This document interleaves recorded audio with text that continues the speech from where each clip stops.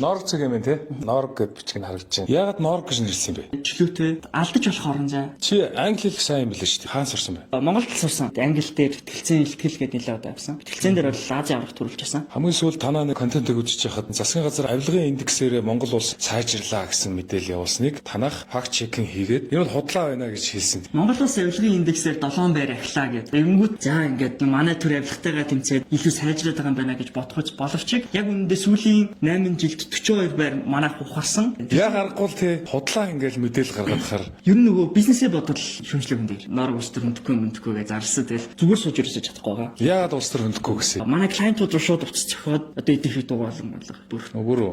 Тэгээд дугаалчаад байгаа биш бас. Өөр студиэс хаардыг хулгайлсан гэдэг кейс. Гарсан байхгүй юу? Танахыг худалдаж авах гэж оролцсон. Маргач нөгөө илт либерал илт бүр ингээд ойлгомжтой болохоор стрим орлогод ер нь бас баг. Маст хурж байгаа мэдээллүүдийг харахаар яг харахгүй манипуляц байна, тарих угаалт байна. Үнэхээр дугаах хэцүү гэдэг те. Хэвлэх хичээл рүү харж ийн гэдэг чинь иргэдэг тэнэг байлгахыг хичээж юм гэсэн үг. Хэсэг байж байгаа дээд 6 сар хүртэл киногоо нэг хүртлээ. Яг гэвэл манай кинон дээр бол амар их юм байгаа. Одоо 14 терабайт 6 бүст болж байгаа сонгуулийн процессыг бид нар 18 явцсан бичиж авсан. Нэр тий киноны тухай ярьжсэн шүү. Тэгээд тэр киногоо нэг хүртлээ жоохон лейлэг хийж дэхэн байчи. Киногоороо нэг юмсан хүмүүцлээ гэдэг байсан. За сонгуулийн тухай гой нэвтрүүлгүүдийг бол бид нэр үзье. Одоо Норгийн удахгүй үзэх нь биш. Тэ? Тэ. За баярлалаа. За баярлалаа.